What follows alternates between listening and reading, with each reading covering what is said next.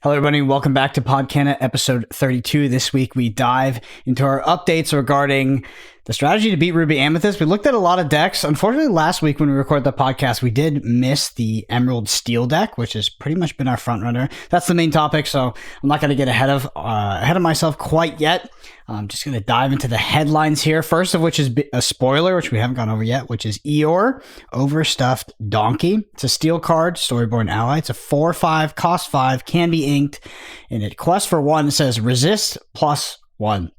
You guys have any thoughts regarding this card? And what do you think about the resist mechanic in and of itself? Because I don't think we've had a chance to really revisit how powerful resist is versus how we rated it in our initial set review. Because I think that some people were higher on resist than others on this podcast. I think so far from what I've experienced of resist, which honestly hasn't been much with like, you know, we can all see what the meta is at the moment. It's been fine. Like there's been some instances where, I mean, the main deck I've been playing primarily within Rise of Bloodborne is Amber Steel. So whenever I face it and I'm playing Steel, it can be a little bit annoying. But for the most part, even a lot of the Steel decks that are with like top meta decks at the moment aren't even playing resist cards, with an exception of maybe some Run the Prince and stuff like that. So in this meta, it's hard to evaluate because we're not seeing it much, right? If it proves to be the way we were speaking about locations in set 3, if it's going to go to more of a board-based meta, then yeah, I think resist is going to be seen. I don't want to say a lot more, but I definitely think you'll see cards like Cogsworth and other just good cards like the Prince come out. But yeah, overall, I haven't really had a chance to really evaluate it because I haven't seen enough of it, to be honest. Moyen, what are your thoughts? I don't know. I don't think we valued it that highly. I think it's right around what we expected. Because I took a lot. I took a lot of trash for mouse armor. People came after me. I didn't know if I could dodge the bullet, but you are right about mouse armor not being great. It hasn't seen any reasonable amount of play, to be fair. It's just, I don't know. The resist 1 is fine. It's just you can't really justify using an entire card on that. Even if you will have it for the rest of the game. That's what it seems like right now. Maybe if every matchup was combat based, but because like most of your matchups will not be combat based, it feels like you can't do that, right? Like that's why resist has been a bit underpowered, I think, is because a lot of the decks that are in this metagame that are not Amber Steel are not really engaging in combat. Like the Emerald Steel deck is making you discard cards. The control decks, I mean, obviously Ruby Amethyst is not really engaging in combat, but neither is. Oh, it's so sorry. This is like getting these colors. I'm still working on colors. We're so many months into this game, but the Sapphire Ruby list also doesn't really engage in combat. So I think because of that, resist, at least in this metagame, has been underrepresented, not quite as powerful as we expected. And some of the smaller resist characters, even if they'd even die to some combat, like the 6 attack Rushers, which is very common. Stuff like Tiana and the Prince would still die to that. So it's like even for combat based matchups, sometimes it doesn't make that much of a difference. And cards that have resist printed on them usually inherently sacrifice some value somewhere else or some quest points and something. So every time you're not getting value out of the resist part of the card, it's usually subpar. Yeah, so I guess in that vein, looking at your, it seems like a fine card. I mean, if it's effectively a 4/6, a 6 butt at 5 costs, that's like Cerebus, right? Basically, but yeah, Cerebus, you lose a power, but you also get to resist damage on songs and things like Grab Your Swords or actions. So. Probably it's not. better than Cerberus, but Cerberus hasn't been good enough to set either. Yeah. It's a little bit comparable to Kronk, which is same stat line, costs 1 more, but has an effect on quests for 2. So it's just a very, well, kind of a sticky butt that comes down on 5 that can sing for 5, but with the current context, I'm not overly impressed. All right, Kawa, I think you have an announcement as well, or at least you have more information on this announcement than I do. Yeah, so over, I think it was a few days ago, Thea Boosen, she announced that she's hosting the biggest online Lorcana tournament today. It will be hosted on Pixelborn. Winner gets $1,000, which is really, really cool to see. The split is a little bit unfortunate. It's like 1K for first place, $100 for second, I think $10 for third place. That's how you should do tournaments. That's a Brendan. That's a Brendan approved prize split right there. But yeah, it's free entry, so I'm sure we'll leave a link down in the description below and encourage you guys to join. It takes place this Saturday, which I think is the 6th of January. So be sure to join. It's good to have more online tournaments like this because you will see a wider range of deck lists. It's not like just kind of certain decks or archetypes that you will see per region, if that makes sense. And I think there's a cap of 1,000 players, so hopefully we can fill that up as much as possible. It'll be super, super cool. And yeah, overall, it's just super cool to see more online tournaments take place. Honestly, we're still waiting on official OP stuff, by the way. There's someone on Twitter that I follow that they're like, oh, it's the 3rd of January. It's been 3 days since they promised that we get information in January. So I'm so excited. Like, any little bit of information about official OP stuff, I cannot wait for. Honestly, the best thing about this tournament, if you're not playing in it, in my opinion, is there will be coverage, right? So you'll be able to watch high-level games that will occur in the late Swiss rounds or in top 8. And right now in Lorcana, I don't think there's a lot of content where you can watch high-level gameplay. And if you can, the quality's terrible.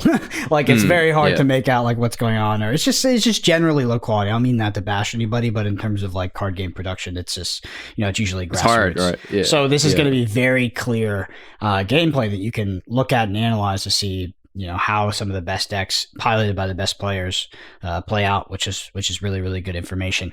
I know Kawa's playing in it. Moyen's not playing in it because Moyen is on vacation, which is, I might still play on vacation. I was going to say, thank God for everybody else that Moyen's not playing. But if Moyen's playing, I think if Moyen plays, I'll play. I should play it, but I actually play another video game called Escape from Tarkov, and it wiped recently, which is like basically everything got reset, and that came out a few days ago, so I've been addicted to that. So I would like to devote my Saturday to that, but I probably should play. If we're all playing, we're all in Discord, because one of my favorite things, so Flesh and Blood had online tournaments like this before, they were webcam-based and stuff like that. And one of my favorite things is like all you and your friends are in Discord. You go play your round, then you come back and like everybody's like huddled up in between rounds. It's really fun, actually. Also, I need to. Everybody has fun stories to tell in between rounds. Yeah, we get the bad beats from Kawa. Onto our Spilled Ink section, which is our listener question section. If you want to get your question read out on next week's podcast, question or statement, you can shoot us a comment on YouTube. This first one, I'm throwing it to you, Kawa. I think that your reading comprehension is firmly better than mine at this point. I struggle when it gets to these multi-paragraphs. This is a really good comment, though. Yeah, this is a really good comment. This is from Zeph Games, who is an amazing Lorcana content creator. Be sure to check him out. He makes some incredible kind of deck showcase videos. So Zeph says, hey, always enjoy listening to your guys' thoughts on each podcast. So according to Pavel, who is the Pixelborn creator, I'm nearing close to 2,800 ranked games on Pixelborn, lol, and the entirety of my Season 2 has been trying to overcome the wall that is Ruby Amethyst. Kawa mentioned wanting to pair something with Steel, and from my experience, Steel has one of the best toolkits against Ruby Amethyst. Beast is actually an insane card against it, and as if you really think about it, they don't have a good way of dealing with him until maybe a turn 7 Be Prepared, where he's already drawn 1 to 2 extra cards. Teeth is usually inked by the time Beast comes online, and Exert Pinocchios are only run as 1 or 2 ofs within the deck, and Dragonfires aren't really meta at the moment. Turn 5 Beast into turn 6 Tinkerbell and Swords is also typically a one-sided Be Prepared against all of Red Purple's X3s, and comes out faster than Be Prepared. Having access to the purple bounce package is why Steel Amethyst has been putting up great numbers against Ruby, although Ruby lists are now fighting back with the extremely difficult to deal with Ursulas, which we talked about last week. And we also ran into this a lot during our testing, as when we were playing Steel Amethyst, Ursula was a super, super difficult card to deal with. I know Brendan knows that. Yeah. It's very annoying. It was like, there's more to this comment, but just to quickly interject, we're like, oh, Steel Amethyst. It seems like it has a hope. And then your opponent drops an Ursula and you're like, how the fuck do I deal with that? How do you beat this? And sometimes you have the Yzma, but if you don't, and they drop the Ursula, you're like so hopeless. Yeah. And everything else might have been going well up until that point, but that just kind of ends your hopes. For sure. Zeph says, I also think purple-green aggro decks have a good matchup into red-purple, but they do pretty poorly against the field in a steel-heavy metagame. That's quite interesting. That's not something I don't think any of us have tested yet, and I'd be happy to give that a shot. I know Amethyst Emerald aggro was kind of popular within set 1. There was a few people who kind of ran that package. So, but this is kind of what we said in general, was it also... I mean, we said that the Amethyst Amber aggro, like any sort of aggro deck, should do pretty well into red purple. So yeah, definitely want to try that out. Moyen will be happy to hear this. Flute Song does very well against red purple, and new lists are evolving containing Gaston Singer. Instead of using Stitch or Queen packages to get the early shifts, it plays Gastons as a 1-card package while also removing Amber's 2/2 weaknesses to Teeth and Ambitions. This is actually my current deck of choice to combat Ruby Amethyst. Well, at least until they start maybe running 4 Ursulas. That's us. That's us. Yeah. That's super, super interesting. I tried out Flu during a tournament, like last month, because Moyen was like, come on, you gotta try this. This could be it. This could be it. And now Flute Song is I wouldn't say everywhere, but it's prominent. It's definitely prominent within the meta at the moment. And it's not a deck that I've tested too much myself, but it kind of makes sense in terms of if the biggest thing that Ruby Amethyst is doing like be prepared to clear your board and stuff, you can still gain lore by just singing songs, which is what your deck is doing anyways. And having multiple flutes means that you gain more additional lore, if that makes sense. So it kind of makes sense that it does well against the deck. Go ahead, Moyen. Just because it's a very long comment, just to jump in a little bit there. Oh, I want to remind you guys, I think, I don't know, it was a couple podcasts ago when we were discussing also the effects of Pixelborn, and I said if Pixelborn didn't exist, it would take was it that? Yeah, no, I think it was would about take ages to find but if we had competitive tournaments, it would be even quicker, especially with Pixelborn, and then that because of Pixelborn, maybe we will come to the conclusion quicker that how good flutes are in Ember Steel, and that if you want to play Ember Steel, I think I don't disagree. I don't disagree one bit. Yeah, there was no one, at least in any of my local stuff, because if you think about it, if you're playing in paper the whole time, there'll be people who, if they're just winning with this type of deck and it's locals and many people aren't changing too many things up, they're like, oh, well, this deck is just good. I'll just play it again next week. I won't make any changes, you know? Whereas on Pixelborn Online, people are constantly trying to evolve, as Zeph says here. Yeah. Yeah. We can put that one on the scoreboard for Moyen. If we had a virtual scoreboard, so we have a minus point on the mouse armor and a plus point on the sleepy flute. I do have a question. Broke even. Yeah. I have a question. We're almost through this comment, but you can take it in pieces. Should I be playing Teeth and Ambitions in my Ruby Amethyst deck? So Teeth and Ambitions so when I'm playing Beast, when I was playing Steel, Amethyst, God help my soul, when I would get Teeth and Ambitions, I was like, damn, that's really annoying. And obviously it can deal with aggro threats as well, but I don't play the card in my Ruby Amethyst list. Should I be playing this card? Because it seems to be almost 4 of in most deck lists I see. So for me, I think that the meta is so flexible and adapts so quickly that I think there was the time where you were supposed to play it, and I'm not sure you're still supposed to play it, because now people are already because people were playing so many Teeth and Ambitions, and the other half of the meta is basically steel decks. People are now very aware of the break points of willpower. That is 3 willpower instead of just 2. So people are actively trying to play cards that are not bad against Grab Your Sword, but also Teeth and Ambition. So I think the card has gotten worse again, and you don't necessarily have to play it anymore. But I think over the last maybe 2 weeks, I think it was a pretty reasonable card. Yeah, for sure. Moving on to the rest of the comment, Zeph says, I've also found that Emerald Steel discard actually performs very well against Ruby Amethyst decks and is one of the biggest complaints from Ruby Amethyst players, which is a sign it's effective. This is also a deck that I think probably has the best matchup into Ruby Amethyst overall, because you're making them discard a lot of their big cards. I mean, if they mulligan, they happen to get an Ursula or be prepared in their hand, and you happen to discard it, that's fine. The threat's not going to come down. Yeah, that's probably the deck that I think combats Ruby Amethyst the best so far. I think it's better on Pixelborn than it is in person, mostly because of game 2s and game 3s. I think that as a Ruby Amethyst, you can play, like, if you know you're playing against the Steel Emerald discard deck, there's ways that you can adjust your game plan so that you don't have a easy target to discard a critical card like a Be Prepared that's going to win you the game. But on Pixelborn, it can be pretty pretty annoying. Obviously, you can snuff out the archetype early, but I mean, it's even things like inking some of your early card draw potentially. Like I just prioritize card draw in that matchup, and also try to find ways to remove their engines like their Prince Johns. And I'm just not sure. I played a lot of this Emerald Steel deck in between this podcast and last podcast, which we'll get into for the main topic. And I do think the list is good into Ruby Amethyst, but it's not like amazing. It's not as good as I would like it to be to play a deck like that, because I really don't like playing the deck. I think the deck is not very fun, but it has a good matchup in the Ruby Amethyst, but I don't think it has a great matchup, actually. Do you think it's the best out of what we've found so far? Unfortunately, yes. I do think it's the best of what we found. I think maybe aggro might be the best if you look at it purely against Ruby Amethyst. That makes sense. It's just, I think aggro is the worst deck against other decks, and then green gray is pretty good against it, but also not the greatest deck overall.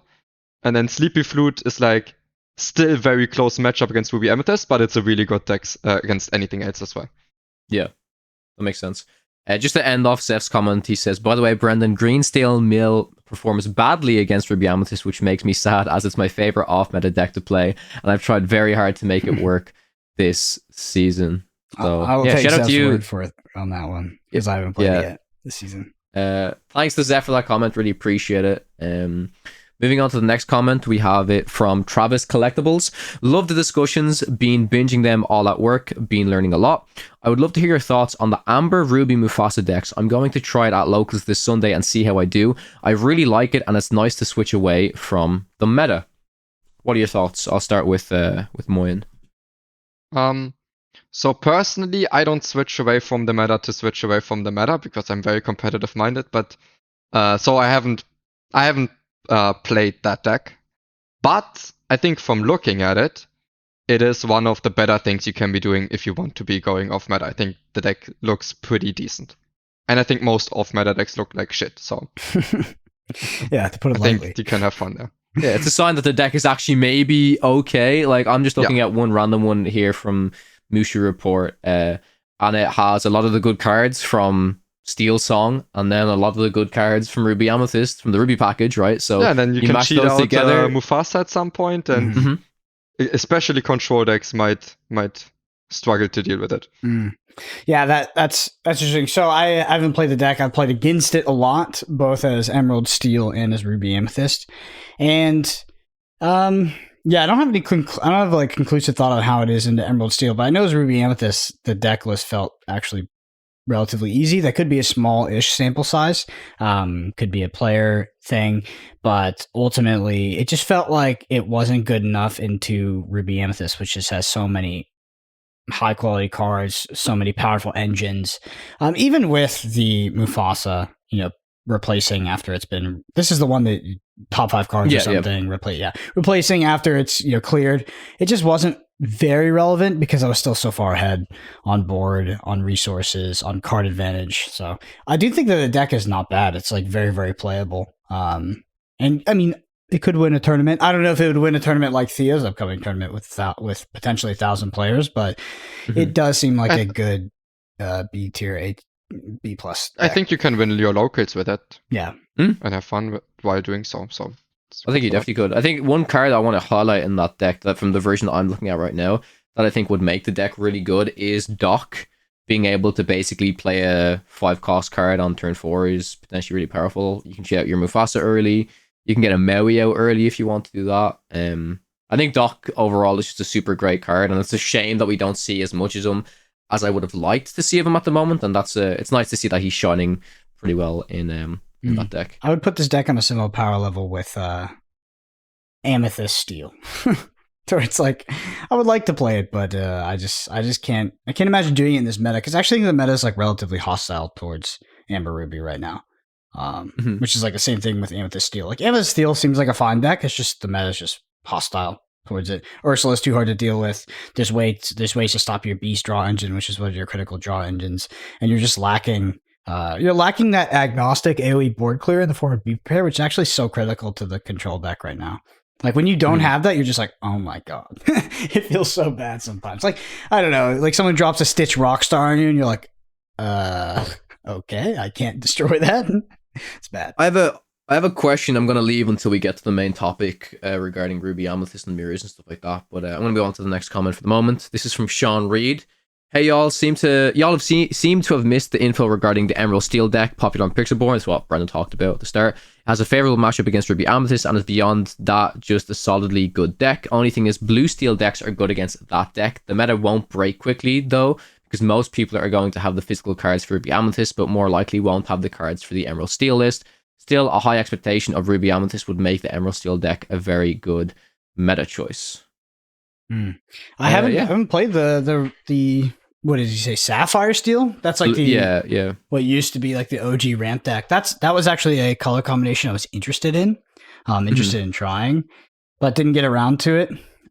One thing I want to say though, it just came to my mind. So since there's potentially this tournament on Saturday, which all three of us might be playing in, I would say this is kind of like one of the main reasons I wouldn't bring Emerald Steel is that via my testing as the playing Ruby Amethyst, I would feel unfazed / slightly happy to face Emerald Steel. I would not look at it as like, oh man, I paired into 4 Emerald Steels in my Swiss. That could change, via a tournament, but if something is like looked at as the counter deck in the metagame, it should definitely be making the deck that you're countering, like it should be making that player sweat. And my experience on the Ruby Amethyst side has been like, you can lose, but it seems fine.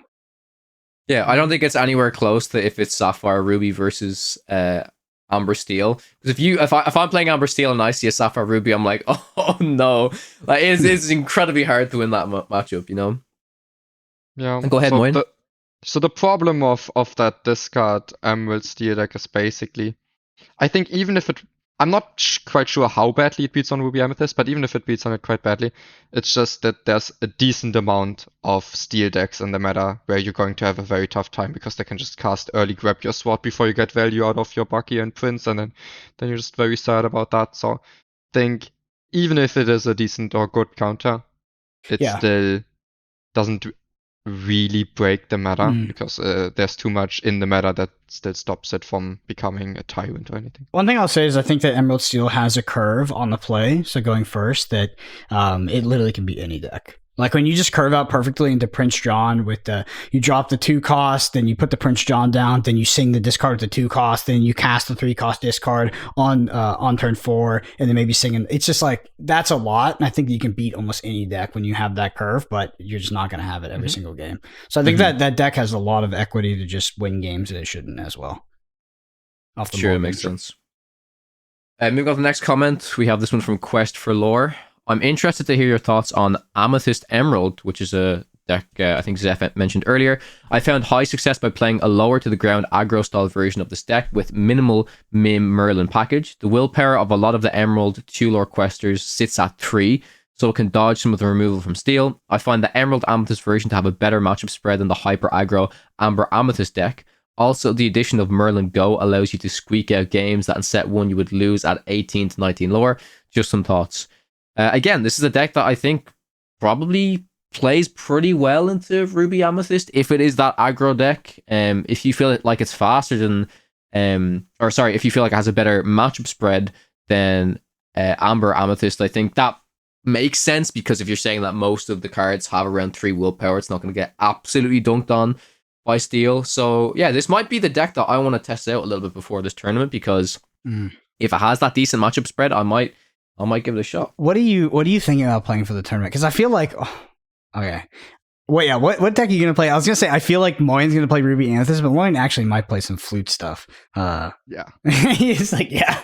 What are you gonna play, Kawa? What do you think? I think honestly, if I'm being honest, like if you ask me right now, you're like you have to play a deck right now. I would probably adjust my current Amber Steel list to include more flutes. That's probably what I would do. Moyen's cheering there, yeah, for sure. It's just what I have most experience on this set, to be honest, and I'd feel comfortable playing it a lot, honestly.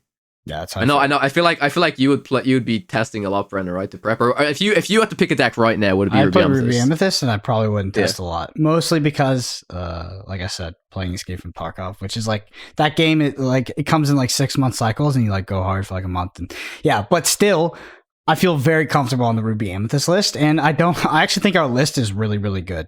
There's like 2 to 3 slots that I don't know what to play, and we'll get into the main topic. Is like, do I play? Yeah, I was testing out Maleficents, the big ones. They're terrible. They just weren't good. So there's a few slots I need to fix up, which I might just tech for the flute somehow, or like any way I can just tech for, maybe for the discard deck or something like that. But ultimately, like on Ruby Amethyst, because the Ruby Amethyst list now, like nowadays, is basically the list that we played in chapter 1. It's evasives, it's board clear, and it has Ursulas to close out the game. Like, it's the same deck, so I feel very, very comfortable playing that deck right now. Sure. So for me, I mean, Ruby Amethyst would be the default choice, but I would definitely put in the time to see whether I can cook up a flute deck that isn't at least comparable in power level, maybe even better. For sure. All right, next comment is from Orange Piggy. Hey guys, love the podcast as usual. I have also been desperately trying to come up with a deck to beat the Ruby Amethyst, and I feel like I found one. I've had a lot of success with a really low to the ground Amber Emerald discard deck. So this one is Amber Emerald discard. Oh yeah, this is actually a new color combination that we haven't discussed right now. Yeah, so it has like You've Forgotten Me and stuff, right? That's it. Yeah, for sure. I've had a lot of success with this deck. This deck spends the first 2 to 3 turns getting set up with Bucky and Prince John and relies on your shift 2 characters on turn 4 along with Sudden Chill. If you don't have the ideal setup, you have 4 cost Floodborns and Donald and Mulan to trigger discards, and you also have You've Forgotten Me. Kind of very similar to what you were mentioning, Brendan. If you just have the right cards early on, it could do some super yeah, the game's just over. It is just if you have the right curve with this, like any of these discard decks, the game is legitimately over. Like it just ends. Ruby Amethyst is really good at shitting down early questing, sure, but this deck doesn't give the chance for trading, and Bucky and Prince John have ward. I'm often completely fine with getting them a 5 to 6 lore lead whilst bouncing with the min package while I set up to control their hand. Once you have control of their hand, and you will keep card advantage for the rest of the game, and Shift Flynn will easily allow you to catch up on the lore. It also makes their hand really hard to play out because you often have to discard powerful uninkables in order to keep progressing your ink. He's just provided the list below and said, would love to hear our thoughts. If we do end up theory crafting for an anti-meta deck, I think you should check it out. So yeah, we'll definitely give this a shot because it's a color combination that we have not heard of at the moment. I like it a lot, actually, because it really doubles down on what makes the other deck powerful. I feel like the Emerald Steel deck, it just doubles down on the discard. Because the current Emerald Steel deck is a discard deck, but it also has like a lot of mid-range elements with things like Beast. It's clearing boards with things like Grab Your Sword. You have smashes in the deck, so you have all these things to like actually do other things that make your opponent discard their entire hand, outside of combat, of course. So like this, I feel like this list leans more into heavier into the discard and is more reliant on combat to actually clear the board rather than this like action based or song based board clear. This is a deck that I would definitely try. It's like, but if I play this list, does it give me more equity into some of my other bad matchups? I'm playing Emerald Steel, like Amber Steel, the song decks. Yeah, so just from looking at this at first, in theory, I think this because of doubling down on the discard element of the deck, I think it will do even better against Ruby Amethyst than the Emerald Steel discard deck. But I think it also welcomes some other problems as it because it loses the steel color, which is very important for some matchups. It suddenly opens up a weakness against aggro decks. And also, I think if let's say this discard deck was to face the steel discard deck, then the steel discard decks would have the tools to maybe get rid of your Buckies and your Princes, while you don't really have those options. And I think that matchup would also be pretty bad. Mhm. But as a counter, I think it does that job better. Yeah. I actually think that like Minnie Mouse is pretty overpowered, to be honest, as a 1/3 evasive that costs 3, and like not having the answers to that card and not being an aggro deck just puts you in a tough spot. Because like there's plenty of times when I was playing Emerald Steel where I was kind of doing the thing, but then if I was like, holy hell, I need to find Tinkerbell Grab Your Swords. Like, this is bad. I need to find my Smash because these things are just questing for 2 every single turn. Like, that card is really, really good. Yeah. That's a good point. You might make them discard the entire hand quicker than the other deck, but what if they have 2 Minimouse on the board by that time? Then what can you do, right? Yeah, and they're just slamming their top deck every turn. Yeah, it's actually, I mentioned this to Moyen before the podcast of what if we actually played the 2-cost Jafar in Emerald Steel to try and combat that Minnie Mouse, which isn't bad, but then it brings up we're just kind of going in a circle now in terms of like, oh, if the deck actually plays Teeth and Ambitions, then you're just screwed because they can just kill off your Jafar so so easily. willpower issue again, but other than that, it would be a very good idea. Most people are playing Teeth and Ambitions as well. My biggest question, well, I guess we're just kind of weaving the main topic into the question. Let's be real. Spilled ink and main topic at the same time. So like if I was looking at this tournament, I was playing Ruby Amethyst and say I wanted to use my last 2-3 slots to tech for the mirror. Is there any like anti-evasive tech, or can I double down on more evasives to actually help me out in that matchup? Do you think the Ursula has helped a lot in terms of extending the game? But it does feel like the game still hinges on an inflection point regarding Minnie Mouse. Like that is like the key card, and everything else just plays around it to an extent. So I wonder if I could play something like Peter Pan Shadow if the card is just too bad, or I could play more evasives. I know you tried Pongos, Moyen at one point, and they were just too inefficient, especially with the current. Yeah, they're too late. I mean, they're not an anti-evasive tech. They're just more evasives against decks that are bad against it. But I think they're just too. They come down too late and they're too slow. The common card that people use to get a little bit of an edge in this evasive trade-offs of minis is the 3-cost Merlin the Crab, where you just Merlin your own mini and attack your opponent's minis. Good point, yeah. And that's a decent way for sure, because the card's inkable and it doesn't have a terrible baseline if it's not just for that. Yeah, I forgot somebody actually, multiple people that did that to me this past week, and I was like, that's pretty good. That's pretty good. Yeah. Crab is pretty good for me, Merlin Crab was like, when I saw it in decklists before I saw it being played, I didn't see the reason at first, and then once that happens to you, like the first time that happens to you, oh, that's a pretty good reason to include that in the deck. Yeah, for sure. All right, next comment we have is from Ryan. I think the best deck against Ruby Amethyst is Emerald Steel, but not the all-in discard focus deck. I've been running one with Daisy Duck and Lucifer, which has done well at disrupting Lady Tremaine and Be Prepared. Turn 5 is so important against Ruby Amethyst, and getting 2 to 3 cards out of their hand seems to do a good job at breaking up Lady Tremaine and Be Prepared. So yeah, this is basically just saying not the all-in discard focus deck list, which I guess that's the one that we're kind of talking about, but no. So just, I don't know, this is a little bit confusing to me. Like, I can agree on the first sentence. I think the best deck against Ruby Amethyst is Emerald Steel, but not the all-in discard focus deck list.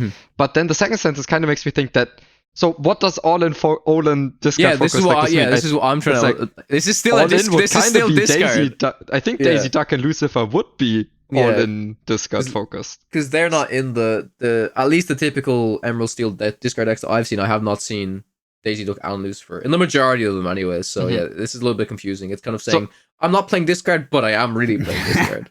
Because most people really don't play Daisy Duck and Lucifer. And Daisy Duck, I really don't want in my deck because it's just... It dies too quickly for how much it costs, or too easily. Yeah. And the payoff isn't big enough for me to take that risk of playing something that doesn't do anything on play and then can also die before it does something. I do think Lucifer... I think Lucifer's underplayed in this card. I think Lucifer's pretty good, but... Yeah. Cool. Alright, our last comment we have is from Pay No Heed. Just because it's the most played deck doesn't mean it's the best deck. If more players play the deck, obviously it's going to show up in the top 8 more. There's definitely a deck out there that has a great matchup versus Ruby Amethyst. Maybe Emerald, Steel, discard. For me, the best deck versus Ruby Amethyst is Steel Flute. They simply can't remove the flutes, and with 20 plus songs, it's easy to race them. 20 plus songs, first of all. I don't know what deck this guy's playing. Seems like a crazy amount of songs. I went to a 96 player event here in the UK playing Steel Flute. He had a list. He had a list. I think I left it off, or he had more to the comment. I think he got second. But there was shit. Okay, that's really impressive. It was like a 4 split or something because they ran out of time. I could be misremembering. One thing I'll say, I don't disagree with this, but we don't think that Ruby Amethyst is the best deck because it is the most represented deck that shows up to a tournament. It's mostly from internal playtesting. I try to be actually pretty hesitant to say Ruby Amethyst is the best deck because I just have a bias towards it. Like, I think a lot of the other decks playing an aggro deck in Lorcana is literal pain for me. Like, I hate it so much. So I tend to gravitate towards Ruby Amethyst, even if it's not the best deck. But I think right now it really is the best. And I think, when we look at these tournament results and we talk about them on the podcast, we have some pretty imperfect data in the sense that we don't actually get a breakdown of the decks that show up. We just get top 8. So top 8 conversion is a really relevant statistic. We don't get that. We just get to see top 8. But I think we can reasonably infer that if it's 7 of a top 8, 5 of a top 8, I do think that people are still showing up with other decks and that, there's a somewhat healthy meta share. Because, I don't know. I think that Ruby Amethyst is the best deck for more reasons than just, it made 5 of a top 8 in this tournament or that tournament.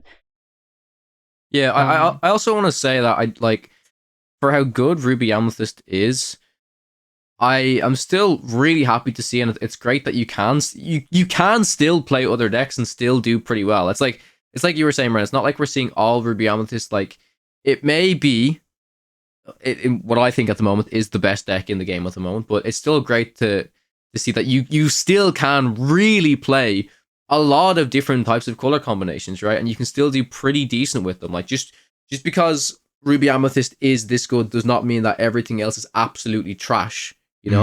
Like, that's the biggest thing I want to let you guys know is because something is the best doesn't mean that everything else is unplayable. Yeah. So basically, sometimes in meta games, one deck is the best, and no matter what you do, you're unfavored against it, and that's very dangerous. But that's not the situation we're in. Even if we say Ruby Amethyst is the best deck, with a lot of input from you guys from last week, we tested a lot of different angles and ways to try to beat it, and they definitely exist. You can aggro Ruby Amethyst down. That can work, but you have a steal weakness. You can try to make them discard their entire hand, but okay, you can have a steal weakness, or you can try to flute them, which maybe could be the way to try to beat them. That also is best against other decks. So there's now already 3 completely viable ways to try and beat Ruby Amethyst, and I think that's a very healthy sign for the meta game. But yeah, us, I think I can say us. Us saying Ruby Amethyst is the best deck comes from the data from the tournaments, but also a whole lot more from internal playtesting. And something being played the most or having the most top cuts doesn't necessarily mean it's the best deck, but a lot of the time it is being played that much because it is being viewed as the best deck by a lot of good players and also from a lot of internal testing.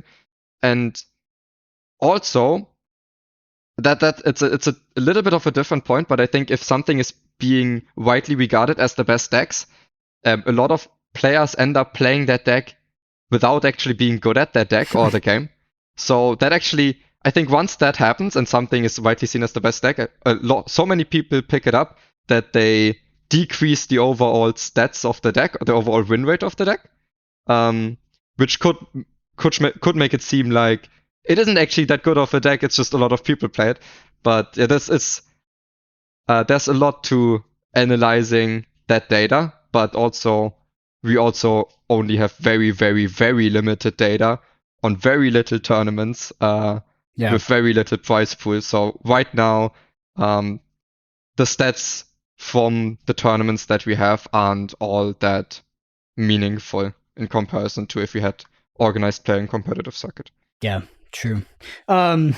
That does conclude our Spilled Ink section. If you want to get your question read out, again, you can comment on YouTube. We'll get a keto for next week's episode. So heading into the main topic, I mean, it's just more of the same. Talking about our experiences trying to beat Ruby Amethyst and some of the deck lists we did to do that. First thing I want to ask, though, is like, what happened to Sapphire Emerald?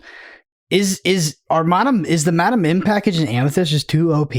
Because the Sapphire Emerald, which was basically, it just had so many ward characters running things like Cusco's, like back in set 1, that deck was not highly played. It was actually very much not played. But if someone played that into you as a Ruby Amethyst player, like it was actually terrible. Like it was such a bad matchup, especially if you went second, it felt like it was almost unwinnable. I just like, is that color combination have any chance, or does the Mana Min package and just the general aggression of the Ruby Amethyst deck list make that matchup, potentially not so bad anymore? Because I haven't seen that at all. Yeah, we talked about it a lot last week, and I think it's because the power of Ward's power level got worse, I think, this set. And that's not in a bad way that the keyword technically got worse, but when you've cards like Tremaine and stuff like that don't really care about it as much, that can kind of get around it, I think it's not as bad now, but maybe playing certain cards with Ward that we haven't seen as much is pretty good, right? Like that. Like, what would an Emerald Sapphire deck look like now, right? Would it have Cogsworth with resist stuff? But it's like, how much do we really care about resist? Would it have Cusco? How relevant is Cusco in set 2 with these types of things? You know what I mean? Like, I think what we'd have to do is, like, we'd probably start building an Emerald Sapphire deck and then maybe look at some of the cards and be like, oh, I don't know if we're actually going to win with these. I'm guessing here. I haven't done it. Maybe I should do it to try and actually test, but from my understanding, the reason why we're not seeing it is because of that. Is because the reason why it was good in set 1 is no longer the case in set 2. Yeah. And I want to elaborate a little bit on why that is. Because I think, so Ward has become a lot worse against Ruby Amethyst, but also we're seeing a lot of Ward in play now in the discard deck. I think Ward has become better against Steel, because Steel has gotten more tools that's targetable removal in Strength of a Raging Fire and Let the Storm Rage on, for example. So it's pretty good against that. It's just, basically, we didn't see that Emerald Sapphire deck in set 1, because while it was a good counter, it wasn't a very good deck, right? It was only good because the removal of Ruby Amethyst was bad against what you were doing. And you could ask so many questions where they don't have answers to, that you would just win that way.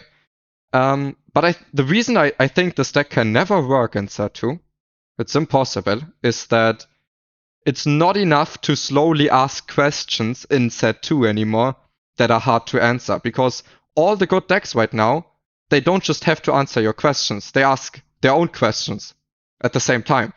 So the Ruby Amethyst isn't just a deck that consistently removes your stuff. No, they actually have a very efficient and quick way to win the game on their own way.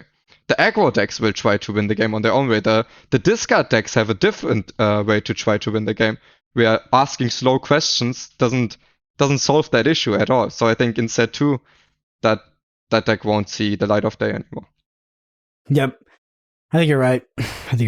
And that's, it's interesting. The metagame, in my opinion, has definitely gotten more narrow since set 1, and not in a bad way. Because like, I think that statement is like, it is easily interpreted as bad, but it definitely has gotten a lot more narrow. It really felt like you could almost play any color combination in set 1, but in set 2, while the metagame is relatively open and you can play a lot of decks, like we were talking about with Ruby Amber earlier, and Amethyst Steel, like it does feel like the metagame is a bit more narrow, and Ruby Amethyst is a bit more on top than it was. It's a bit more of the best deck than whatever the best deck of set 1 was, which is up for debate whether it was Amber Steel, Ruby Amethyst. Like the best deck is a bit more of the best deck this time.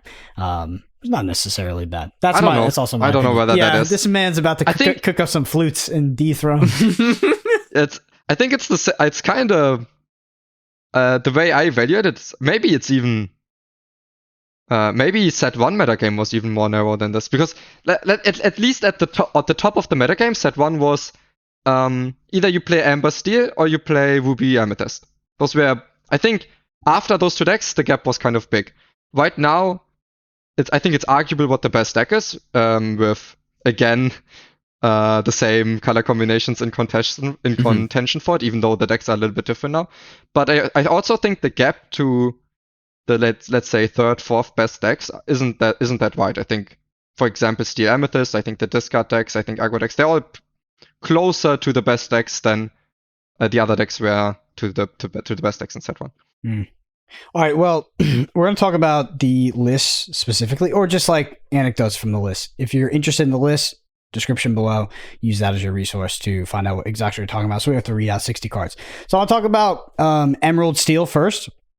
My experience with this deck, I think this deck is very good. Like I said, it has this sort of 1, 2, 3, 4 combo that feels like it's unbeatable. Like, so turn 2, you drop something like a Bucky. Turn 3, you drop your Prince John, then you sing a Sudden Chill with your Bucky. And then turn 4, you cast something like a Hypnotize and do maybe one other thing. You sing another Sudden Chill. It just feels so ridiculous if you do that. You're basically turn 4, your opponent has no cards in hand. And you've made them discard everything. And then you have a Steel package to remove whatever pesky threats they happen to actually put on board anyway. In terms of the Emerald package, one card that really didn't perform for me and underperformed was Donald Duck. Also, Flynn Rider, the 4 cost, the one that quest for more when your opponent has less cards in hand. It wasn't very relevant for me. I just felt like I was already winning games most of the time when that could come down. It was uninkable, so it could get stuck in my hand. But Donald Duck was interesting. The idea, so Donald Duck is like at the beginning of your turn, you can have both players draw a card, so it's symmetrical. But I think the idea, I almost never resolved Donald Duck, by the way, and I play a lot of games. I think the idea behind Donald Duck is that it's relatively asymmetric in the sense that you can have both players draw that card, and then you can make them discard that card. Because your discard cards, funny enough, with this deck, can actually become really bad, like mid-game to late game, because you can't cast them, because your opponent won't leave cards in hand. They won't give you a chance, because if you have a Prince John sitting on the board, your opponent, if they have any opportunity to dump cards in their hand, should do that, because you're not only threatening to make them discard that card, you're also going to draw a card off of that. So it's like a very positive exchange for you. So they will be hell-bent, as a magic term, so they'll have no cards in hand, and all of your discard cards basically just become ink cards. They're very, very bad. But yeah, I think that Donald Duck can help you in that scenario, because you can make them draw the card, and then you can make them discard it. So, but it was just never a card that I really resolved, and it just didn't perform well for me. Other than that, Improvise, this is the 1 cost cantrip, draws a card. Didn't find myself having a lot of resources to do that. Their effect was not relevant for me. So I didn't have like a lot of leftover resources to go ahead and cantrip. The idea is it thins your deck for 1 cost. In regards to the Steel package, it is obviously, it's not the core of the deck in terms of making people discard things, but Beats is really good for actually living in extended games. Jafar is really, really powerful as a card draw engine as well. Also, it is good with your Bucky, because when you play it, it'll make them discard something. Then you just have a ton of removal. The most unimpressive removal for me was by far Strength of a Raging Fire. I just found myself having 2 characters at max on board anytime. I didn't really have that like 3+, so I wasn't getting a lot of value out of it. And then Grab Your Swords Tinkerbell was way more relevant than I thought, because of things like Minnie Mouse, like that 3 power butt. You just got to be able to clear it, and when you could AoE clear it, because like one of the things that is really dangerous for you is like your Ruby Amethyst opponent gets those 2 Minnie Mouses out early, and you're playing a deck that sort of is predicated on beating up on a control deck, making them discard their big, powerful, expensive cards that are stuck in their hand. But if they just dump their whole hand, they have 2 Minnie Mouses questing. You're like, oh my god, I can't out quest this. Like you can't. Your deck doesn't quest very well. So this Tinker Sword Grab Your Sword combo is really good for me. That's pretty much my takeaway. I felt like it was powerful into Ruby Amethyst, and it was not great into most other decks, but on the play, especially on the play, maybe on the draw as well, if you have that 1, 2, 3, 4, it felt like you could beat anything. Sure. I think I just want to touch on 2 points there from what you said, Brendan. I do agree as well that I think Donald Duck is probably one of the worst performing cards in the deck. Obviously, the main reason it's there is because it interacts well with Bucky, with it being a Floodborn. So when you play and Bucky's on board, your opponent will discard something.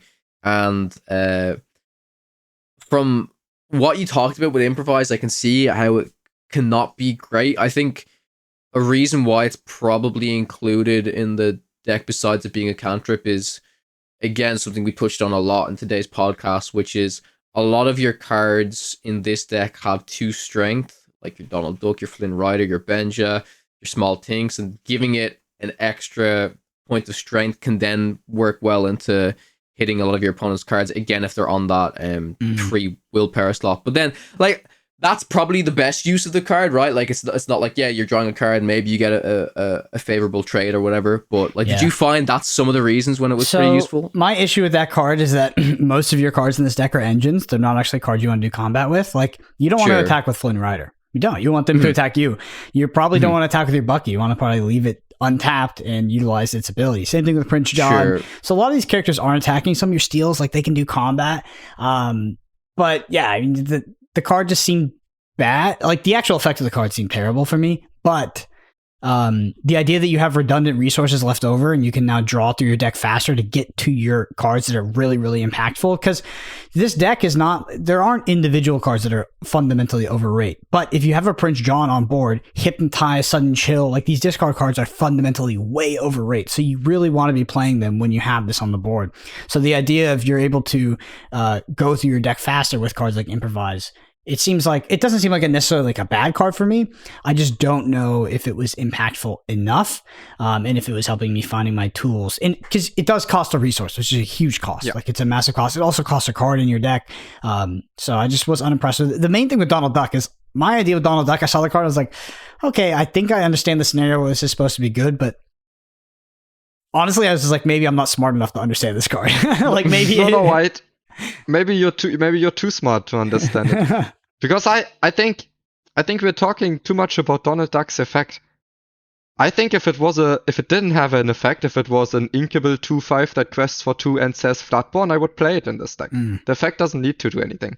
Yeah, you're doing it for Bucky, right? That's why it's in the deck. So I think it's just it's the best it's the most efficient 4-drop that's also a Floodborn. And that's good enough for me. Yeah, I think I found myself often playing Jafars like over that. Jafar is also a 4-cost. It's a Floodborn, but then when you do combat with it, you draw a card. Like that card is just like really, really good. It's also a 3/4, I think, is the body, which is just nuts. It's a 3/4. Yeah. Yeah, I mean a 2/5 is also nuts, and it quests for 2. Yeah. So what's funny about this deck is it has steal, so it has that inherent anti-aggro package, but Beast gives you so much reach to go into the long game with like what should be a terrible deck in the mid to long game. Beast is just such a powerhouse of a card. So I really like it, and that's why, yeah. If the only thesis was like, oh, you have the Emerald discard package, you have steal for removal, and Beast didn't exist as a card, I might be more inclined to look at like another color combination. But because you get all of the removal plus this like just ridiculous card that Beast is, like I don't know. I really liked it as a color combo. Okay, this might be collecting myself another minus point on the future scoreboard, but I have one card I want to talk about for this deck, but also for other steel decks. Okay. That is I think we talked a little bit about it before the pod, but it's a pretty bad card if you just look at it in a vacuum. But the context could make it good enough, and because we are in this, people play so many 2 damage breakpoints on their removals. We play Grab Your Sword, we play Let the Storm Rage on, we play Strength of a Raging Fire. So natural people response is, okay, let's play more 3 willpower cards. One of the very strong willpower cards being Minnie Mouse. So for that Minnie Mouse, we often either want to just or for other 3 willpower cards, we want to be dealing 3 damage exactly or more to kill it, or because we still play all these very efficient 2 damage cards, it would be nice to be able to ping it off for 1 damage, which would also help us with denying the card draw from the Beast, just pinging it off the turn after they drop it. So the card I'm talking about still doesn't die to Strength of a Raging Fire, still doesn't die to Grab Your Sword on its own. So the card I'm talking about is uninkable, but it is Robin Hood. Yep. 2 ink, 1/3. You can tap it to deal 1 damage, and I think a few copies of Robin Hood actually could find place in some steel decks. I could see it actually.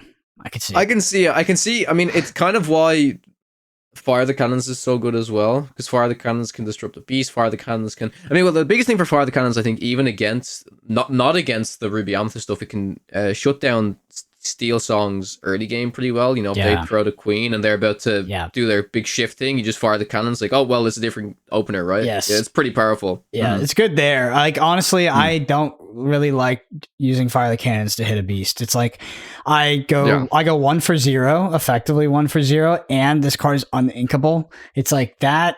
If that was all it did, I wouldn't play it. I don't think I ever played I don't even know what it's called, the fucking cannon in my deck. Fire the cannons. It's so bad.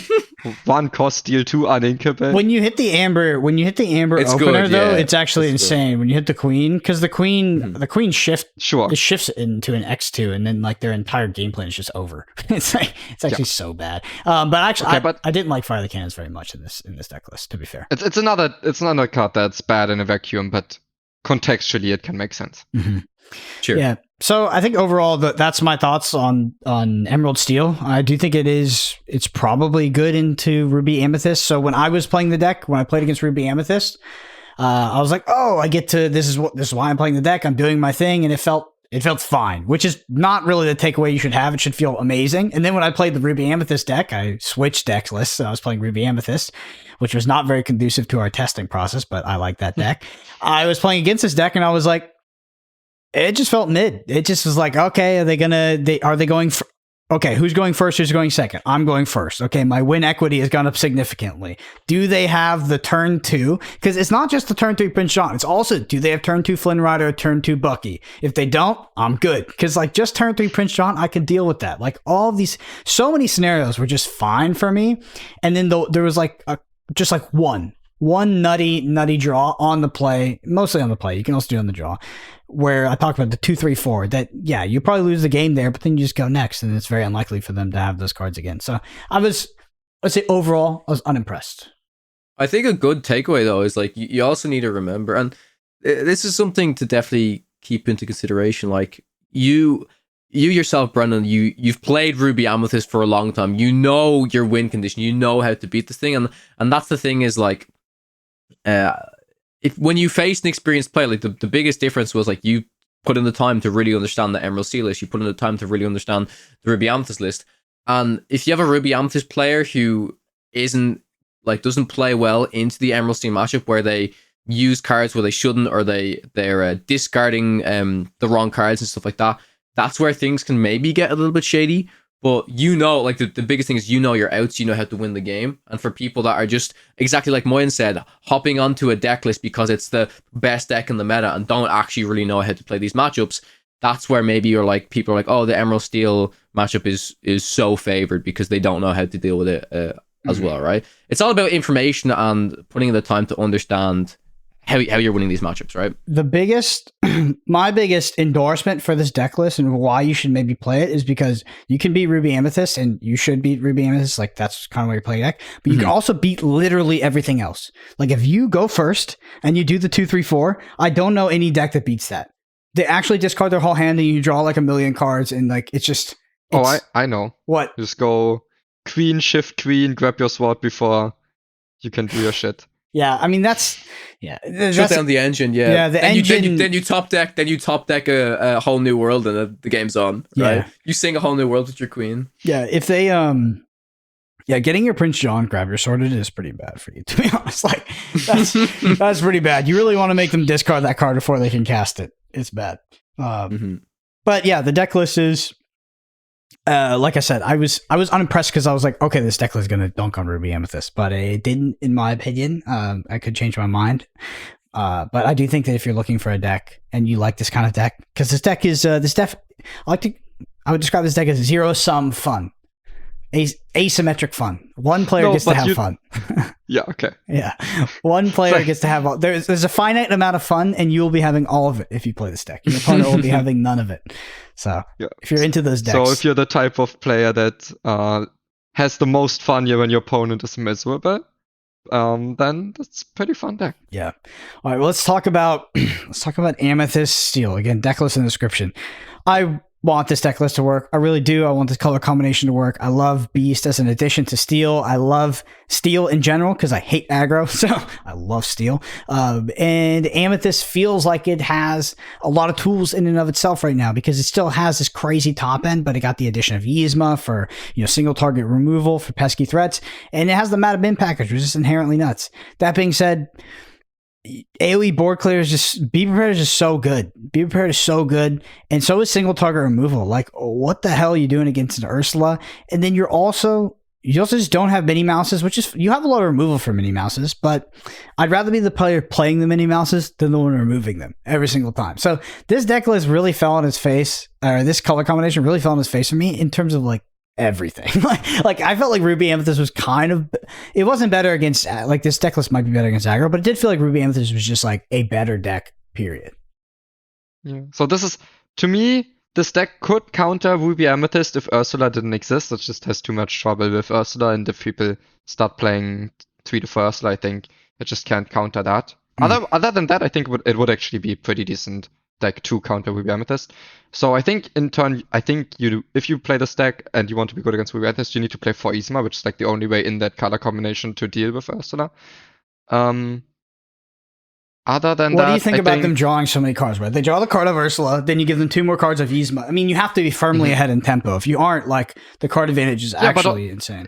Okay, so multiple things. First of all, your deck is pretty good at getting ahead in tempo until that point, right? Because of the singing Grab Your Sword, of the Tinkerbells and stuff. Your deck is pretty good at doing that. And then also, let's say you're even in tempo, them playing Ursula, you playing Yzma. Okay, they draw 3 extra cards and you lose a lot. But you have this Yzma on board. So there's also a tempo swing in that. And if there is, let's say, a spellbook on your board already, then you might be able to win off the back of that tempo even while giving them the extra cards. It's not the perfect answer, but I think it's the best answer that deck has available. So the difference is, I think this deck is better against discard because you can grab your sword, their stuff, if you play any shift Tinkerbells for stuff, for example. And also this deck's better against aggro. So yeah, it has that going for it, but it's not the Ruby Amethyst counter we wanted it to be. It's not. It's close, maybe in a set or 2. It just, like, you don't really appreciate the power of Be Prepared till you don't have it, and then you're like, oh my goodness, goodness, what do I do about this? If Ravensburger bans Ursula from competitive play, then this deck's great. Yeah. Ursula is, by the way, if you play any sort of Amethyst control deck and you're not playing Ursula, you should probably put that card in your deck. That card has been criminally underplayed since set 1. In set 1, it was a 4 of, and everybody's deck list, I think, towards the end, but it took a while, and in set 2, it took a while. Like, that card is ridiculous. That card is so And also, insane.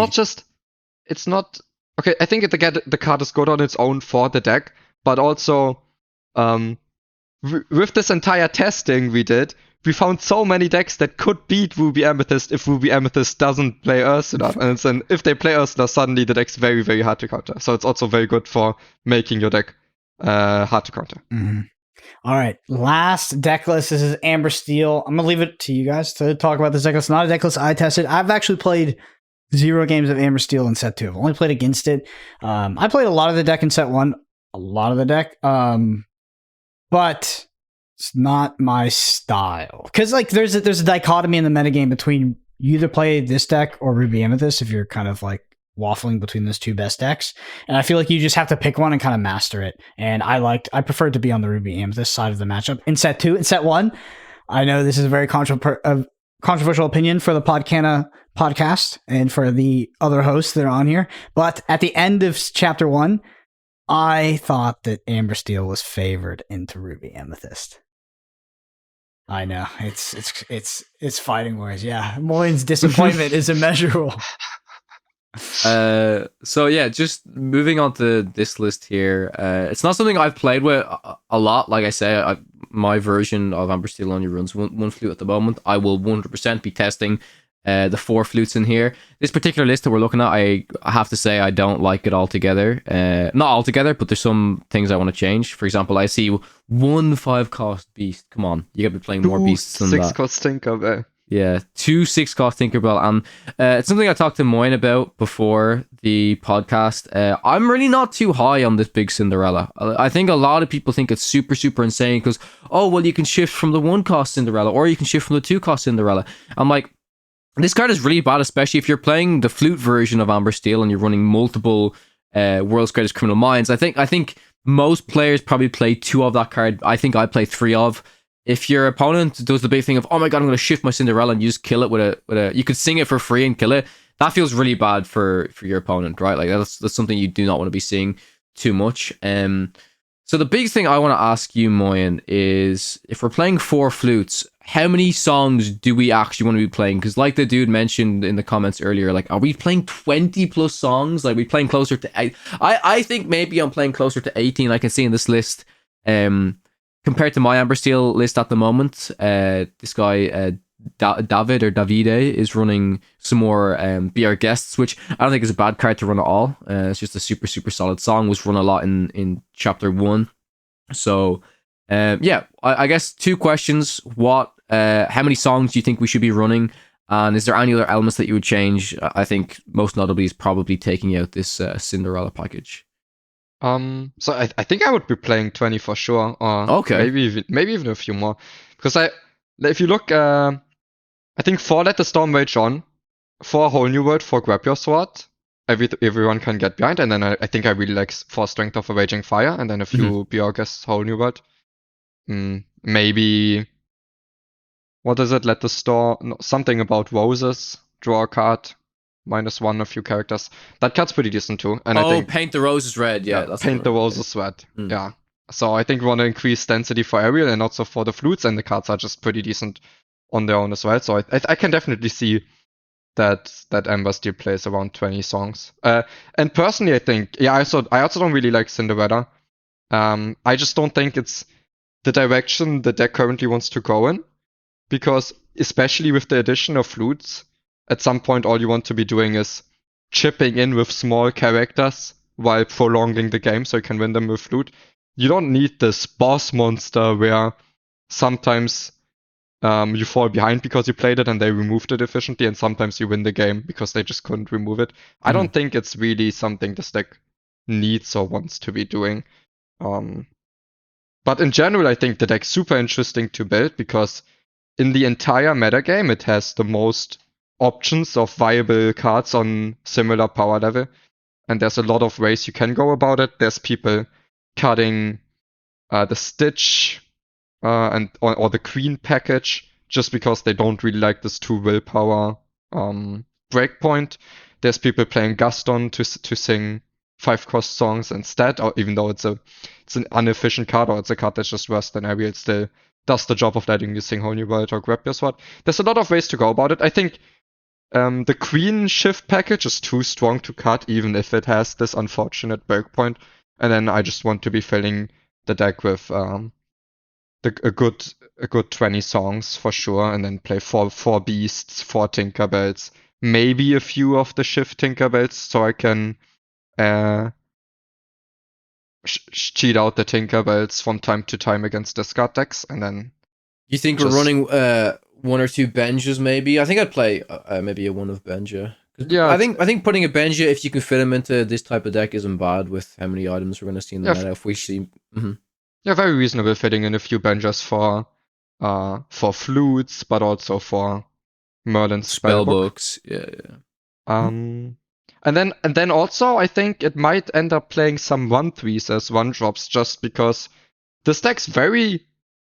I think in this deck, playing a small card that can quest for a number that's not 0, that doesn't die easily, is just a very good card in this deck. I think this deck wants to play vanilla 1/3s. What's the one? Oh, it's is the only one we can play Tiana? I don't think Amber has any 1/3s, does it? Yeah, I think it's just Tiana. Yeah, I think it's just Tiana and Steel.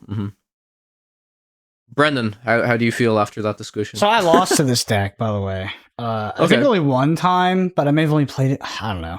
I'm just trying to remember. I definitely lost a flute because the flute came down. I was like, that's adorable. That's what Moyen was talking about. And then I proceeded to lose to it. I was like, okay. It did feel like the game was pretty close, but it's just a small sample size. I only played against one flute gamer. They were definitely playing more than one flute.